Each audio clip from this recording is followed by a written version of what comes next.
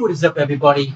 I am here to give you guys my review for a company that I've wanted to review for a while, but I never had the opportunity to go back and watch it because I've always been busy with school and other things like that. And I figured I have the time now, and I have the the place necessary to go watch this thing. And yes, this is not a joke. I am going to be reviewing Lucha Underground. I started doing this back in 2014. However, because I had no way of watching it, I just stopped. Originally, I thought it was released on YouTube, but then they would remove the videos because of copyright stuff and things like that. So I never had a chance to actually sit down and watch it. And I hear that this company is really fucking good, so I want to sit down and actually watch it. So I'm going to be doing just that right now. So I'm going to sit down, watch Lucha Underground. And I did review this, like I said, back in 2014. You can check out my review of that down in the description box below. But the reason why I'm doing it again was because it's been so long since I've seen it, and my perspective on professional wrestling has changed since then. So I figured I would actually watch it a second time and actually review it. So I'm going to be giving you guys my review for it, and I'm going to be trying to do an episode a day, but considering the fact that I'm not where I want to be, I'm going to try to just binge watch the first 5 episodes either today going into tomorrow. So either we'll be up by episode 5 or 6 by tomorrow or later on tonight. And after that, I'm going to be watching an episode of Lucha Underground a day and trying to catch up so that way I can watch it more often. So I'm really looking forward to doing this. And since I was going to originally make this a part of my retro wrestling review series, but considering the fact that I structure that differently now, and also I didn't make it part of my retro wrestling review series, is because season 3 is still currently being filmed, and I don't really want to be doing the retro wrestling review series for it, because then it's going to kind of mess it up. So I just decided I'm just going to make this a weekly, do this as a daily thing, and it will be kind of structured like that, though. Not completely, though, since I don't know all the ins and outs of it and what's been going on. So, I'm just going to start off by watching it. I'm going to be structuring this in different takes. At least every episode that I review, after each match or segment, I'll come on here and talk about it. In this case, the first take, though, after this, is going to be the history about how Lucha Underground was started. I'm going to read the Wikipedia page exactly. And then afterwards, it will be structured like it's normally going to be structured, where I watch the episode, and after each match or segment, I come on here and talk about it. And now that I've kind of gone through that, let me just get right into the episode.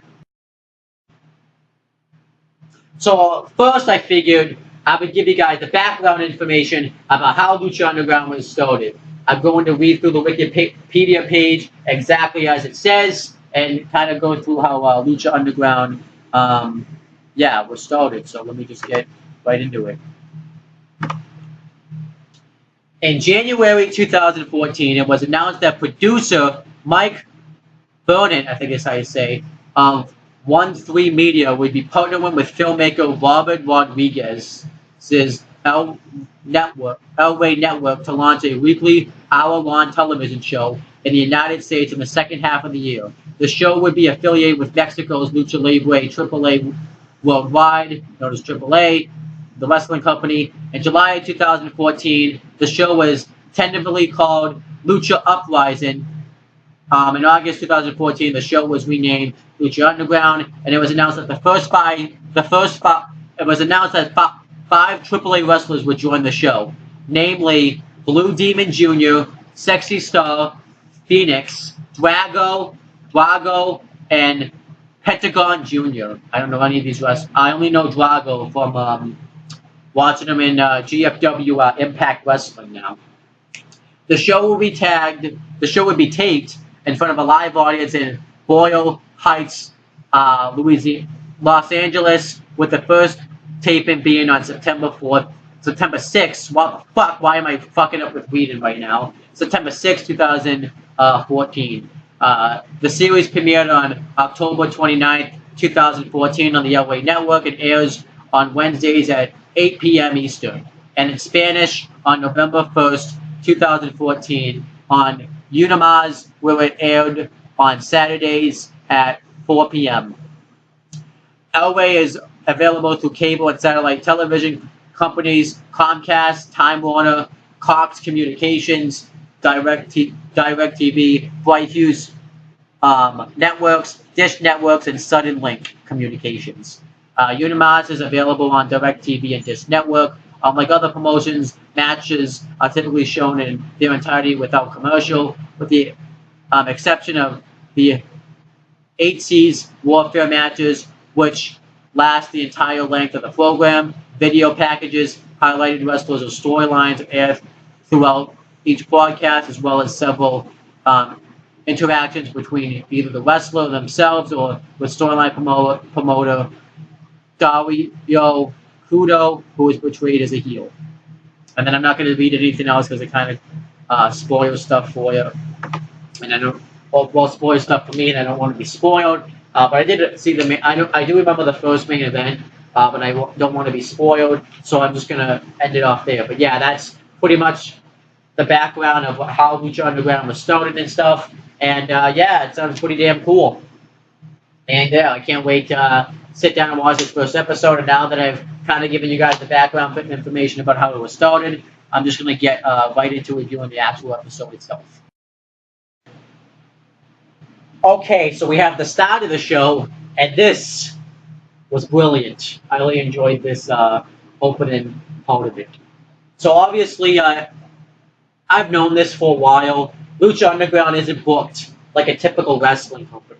Like, it has storylines like wrestling companies do, and it has other things, but it's booked like a TV show, if that makes sense. The opening starts off, we see these two guys wearing luchador masks, beating the crap out of somebody dressed up in a hood.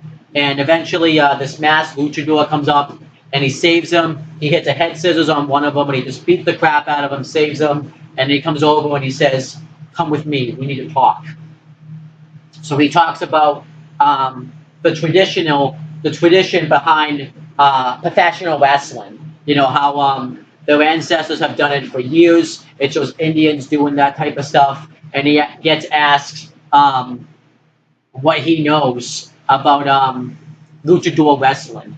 And he says, I don't know much. And he offers him a quest to save luchador wrestling. He even shows all the luchador moments that's taken place, you know, not all, but some of the big ones that taken place for luchadors in professional wrestling.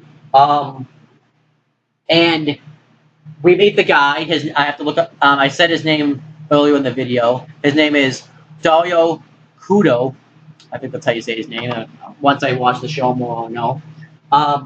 And it shows him going on this montage of signing the best professional wrestlers in the world for Lucha Underground, giving them all this money. And then it shows like actual like the arena setting up for Lucha Underground. It shows stuff that's going to happen at Lucha Underground. People that have been, some of the wrestlers that have been signed. One of the notable ones was Johnny Mundo, and obviously everybody knows who he is now. But if you don't, it's John Morrison from WWE. He ended up leaving WWE back in 2011, and and then he became a part of Lucha Underground. We saw one of them I recognized too, Sexy Star. Saw her and a lot of people, you know, the Max Luchador asks Dario Cuerdo if he'll join us, and they shake hands, and then it kind of starts showing on the opening of Lucha Underground. I love this opening here. It was a great way to introduce us to Lucha Underground, and I really enjoyed it. Alright, so we have the actual episode itself. I forgot to say the name of the episode, actually. The name of this episode is Welcome to the Temple. It's in the title anyway, so you obviously knew that. And we have the commentary team of Matt Striker and Vampiro. And you have Matt Striker, who obviously used to be a WWE commentator, but then he was released, like in 2012, 2013 time, which was a mistake, I think, because he was actually a really good commentator. He knew all the history of wrestling and stuff. And Vampiro, I believe, used to be a WCW wrestler. Obviously, he was a luchador himself, so it makes sense to put him into the Lucha Underground. And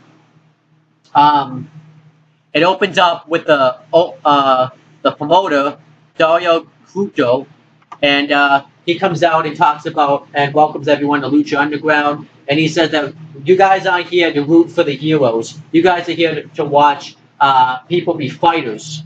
And he says that we're here to have some competition, violence, and people become wealthy. And he says that he scoured the world trying to find the best luchadors. And he says that he has a briefcase with him, and he says in this briefcase is $100,000, and whoever impresses me the most tonight will get this briefcase. And he says that you know he wishes luck for the competitors, and he says that tonight they have a chance to become rich, or die trying. And afterwards, he kind of segues into the first match, saying that the first competitor who's competed tonight has luchador in their blood. So that was pretty much it. Overall, good, simple promo there, and I really, enjoyed it. Obviously, everybody should know that he's not really the promoter. This is just a storyline. But I think he's really good. He looks like a villain you would see in Breaking Bad, which you can check out my Breaking Bad reviews on my own Talking Native YouTube channel, which you can subscribe to. And when you subscribe to that channel, make sure you click on the bell on the old Talking Native channel, so that way every time I upload a video on there, you get the notification for it. But that was a cheap plug. Let me just continue reviewing the episode. Okay, so we had the first match on the show. It was Blue Demon Jr. versus Chavo Guerrero Jr. Obviously, the two veterans in the wrestling business. I thought this was a good, solid match here. A good way to kind of start off the Lucha Underground. What I love about Lucha Underground is the camera work. It really does look like it's like being filmed as if it's a TV show. They get really up and close with their, wrestlers and stuff. And I love the camera work.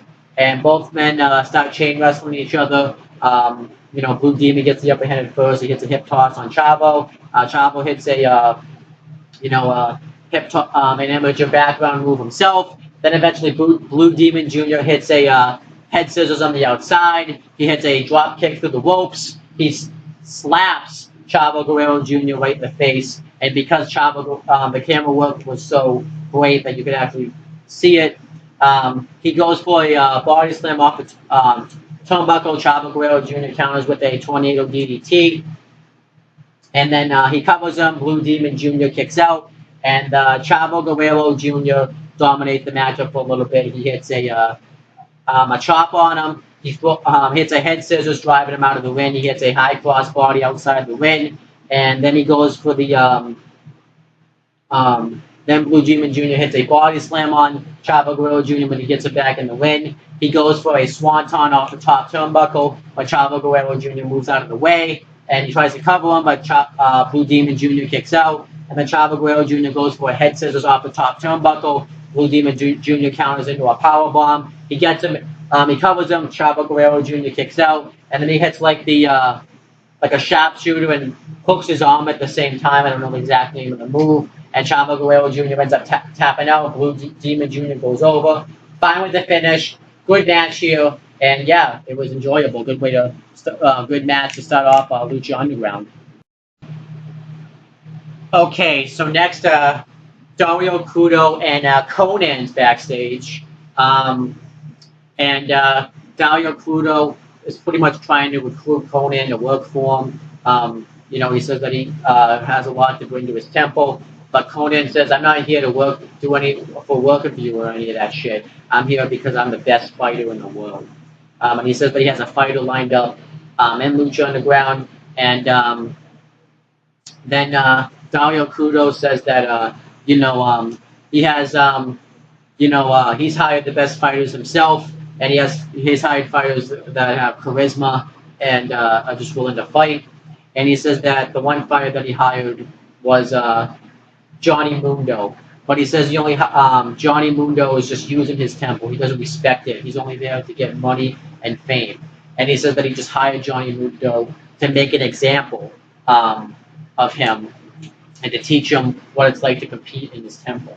So him and Conan want to work out a deal that this fighter that Conan has set up, he wants to use this fighter to make an example out of Johnny Mundo. And that was pretty much the segment. I enjoyed this. Conan actually showed that he's talented. You know, now he's on GFW Impact Wrestling right now, and he's fucking blowing up and sticking up the joint. And here, he actually came across very well, and I enjoyed this. I enjoyed this segment here, and kind of can't wait to see where it goes. Okay, so next we had a video package for Prince Puma, and Conan pretty much introduces himself. Conan, you know, talks about how he's been um, in the professional wrestling business. I believe he said for 3 decades, and he talks about how he's seen it all in the wrestling business, and he sees Prince Puma, and he sees potential in Prince Puma. He sees him as a fighter, and he talks about how for many centuries the best champions competed in Mexico in the lucha libre style, and he wants them to make Prince Puma that. You know, he talks about how Prince Puma, you know, he lives his life under the mask, and the mask defines a luchador, and if a luchador loses his mask, it's deemed as disrespectful. And yeah, then he talks about how you know, Prince Puma, this business is in his blood. He's got the eye of the tiger, and it even shows him training Prince Puma messing up a move, and Conan talking some sense into him. And he talks about how Prince Puma, this business is in his blood, but he wants to make Lucha Underground his glory. And then that was pretty much the entire promo. Really enjoyed this video package, and I thought Conan presented himself very well. He really put over Prince Puma, and I really enjoyed it. He's going to be facing Johnny Mundo in the main event. All right, so next match was Son of Havoc versus Sexy Star. And before the match, we have a video package with Sexy Star talking about her past as a professional wrestler. You know, she talks about how she used to just be a girl without the mask, and she didn't really know who she was. She had good family values, but once she put the mask on, she finally felt like that she was a warrior. And Lucha Underground taught her that women and males are similar to each other. And she says that you know, that she wants to show that women can be good, if not better, luchadors than males. It just shows that she wants to show that women can hit harder than men. And yeah, it was a really good video package. Really good way to introduce the Sexy Star. And yeah, believe it or not, a male fought a woman in this match. That's something you would never see ever again. And I like that this happened. No, I don't think they would do it now in WWE or even TNA or what's now known as GFW Impact Wrestling. I'm stuck back in 2014 time. And I think the reason is obviously they think, you know, man on woman violence is awful and stuff. But it doesn't need to be that way. You can have men versus women and just have it be competitive, because that's what this match was. And I even love Son of Havoc. He got good heel heat by telling her, you know, by putting her down because she was a woman, and bragged about the fact that he was better than her and had her just get try to get herself counted out. And it looks like Sexy Star was going to do just that when all of a sudden she goes outside the ring. She gets back in the ring at 5, attacks him from behind, hits a head scissors on him, and beats him up. But then Son of Havoc hits a wicked power slam, and he starts dominating the matchup. Sexy Star tries to make a comeback. She hits a she hits a tornado DDT. She goes for a wheelbarrow bulldog, but Son of Havoc counters it into by planting her face first, and she continues to make a comeback. She hits a drop kick. She goes for the tilt-a-whirl, but Son of Havoc counters into a backbreaker for the win. And yeah, I wish Son of Havoc didn't win. I kind of wanted Sexy Star to win, but it is what it is. I thought this was a solid match here, and yeah, I like that they had a male fought a female, just to kind of show a good competitive matchup. Okay, so next, Dario Cueto comes up to Chavo Guerrero Jr. backstage, and he pretty much puts down Chavo Guerrero Jr., talks about how he expected him to get the first victory ever in his temple, but he talks about how he didn't. And he asks, and he pretty much says that you're putting disgrace to the Guerrero family name. He asks what his what his grandfather and uncles would think of him tapping out tonight, submitting to defeat. And he says that he knows one thing for sure, that the $100,000 won't be going to him tonight. And he says that when this new superstar comes in, no one's going to be able to stop him, and he might just come for us all. And then that was it. I thought this was really good. I thought this made Dario Cueto look like a really good heel, and I liked the way Chavo Guerrero Jr. was acting. This kind of makes me wonder if he's going to join up with them, but we're going to have to wait and see. So yeah, that's pretty much it. And I'm just going to start off by talking off the main. I'm just going to start watching the main event now. All right, so then we had the main event. It was Johnny Mundo versus Prince Puma with Conan ringside. And Johnny Mundo, they said this was like his first match in like 3 years. Not necessarily sure if that's true. I feel like they wouldn't say it if it wasn't true. I know like a lot of wrestling companies over-exaggerated. This was his first match, but I feel like in this case it's true. And this was a really good main event. I really enjoyed it. Both men started exchanging kicks on each other. They both hit roll-ups on each other. Prince Puma hits a crossbody from the top rope. He hits. They start fighting on the outside. He hits a drop kick on the outside, a head scissors from the outside, and Johnny Mundo hits a clothesline. He hits a wicked suplex, and they both just have like a nice back and forth matchup. Eventually, it spills out to the outside. They fight by the announcer's table. Johnny Mundo bounces Prince Puma's head off the announcer's table, and he goes to hit a crossbody off the table, but Prince Puma moves out of the way. Johnny Mundo throws him face first into the steel post, and he dominates the matchup for a little bit. Then Prince Puma, makes a comeback. He hits a springboard flip senton onto Johnny Mundo. He hits a wicked head scissors DDT, and Johnny Mundo though starts to make his comeback. He hits a running knee to the head. He hits a standing Spanish fly, and he hits a springboard knee to the head. And this match was just really back and forth. Johnny Mundo goes for the final end, I believe it is, which is pretty much the Starship Pain from WWE. But Prince Puma moves out of the way, and he hits standing shooting star press, but not off the turnbuckle, just regular. And Johnny Mundo hits the Moonlight Drive. Prince Puma kicked out of it like at the last second, and then eventually the finish comes when Johnny Mundo hits the Moonlight Drive, or whatever it's called now, for the win. And then afterwards, Johnny Mundo raises his hand in respect, and Dario Cueto comes out, and he's about to award Johnny Mundo the money. He says that he's earned the $100,000, but he closes the briefcase, and he isn't going to give it to him. So Johnny Mundo tries to grab it from him. Then these two guys come out. I have no clue who they are, and just beat the crap out of Johnny Mundo and Prince Puma. And then who do you see come out? None other than Ezekiel Jackson, who at the time had been a WWE reject. He was kicked out of that company, and then he had also been kicked out of TNA Impact Wrestling, which is now known as obviously GFW. And he just watches from the apron, but he takes a turn. He, as the other two guys are beating up on Johnny Mundo, he takes Prince Puma and just hits a club win below right to his chest and beats the crap out of him. And he pushes Prince Puma, and the two other guys hit a flapjack hold breaker on him. And then Ezekiel Jackson hits the Book of Ezekiel on Johnny Mundo. And Dario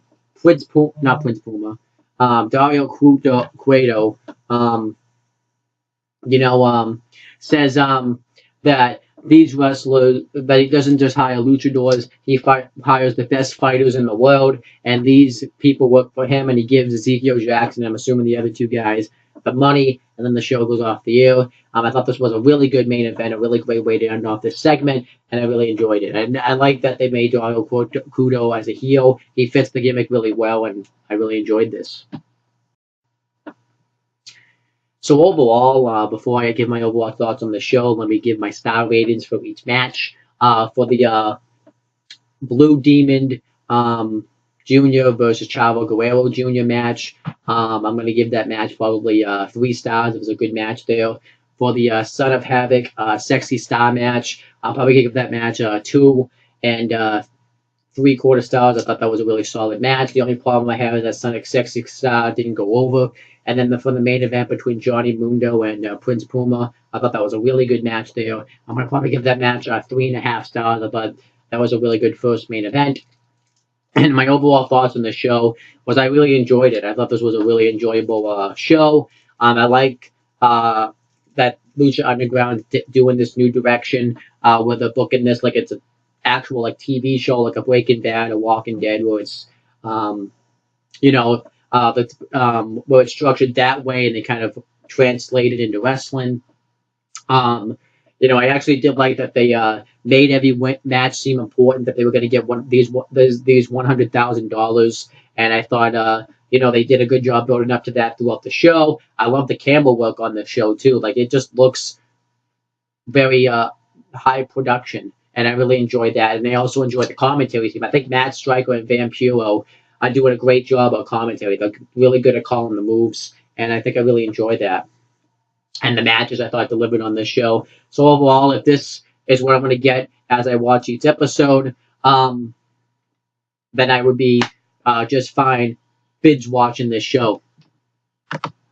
So if I had to rate it overall, though, out of 10, I'll probably rate it a 9 out of 10. It was really good. The only thing I didn't like was that Sexy Star didn't beat Son of Havoc. And that's pretty much my review of this show. Now, I want to mention one more thing. Please do not say any spoilers in the comments. I know I'm very behind on this show, but I'm going to be treating this as if it's happening. So a lot of this stuff's obviously going to act like it hasn't happened yet because I haven't seen it. So to me, it hasn't happened yet. So please do not reveal any spoilers down in the description box. So that would because that would be nice. But yeah, so I want to try to do these once a day. And yeah, that's pretty much it, guys. Thank you guys for watching this video. Please make sure you subscribe to this YouTube channel for more content. Make sure you click on the bell so that way every time you upload a video, you'll get the notification for it. And make sure you do the same for my CM Brothers YouTube channel. Make sure you subscribe and click on the bell so that way every time I upload a video on there, you'll get the notification for it. And that's pretty much it, guys. Talk to you later.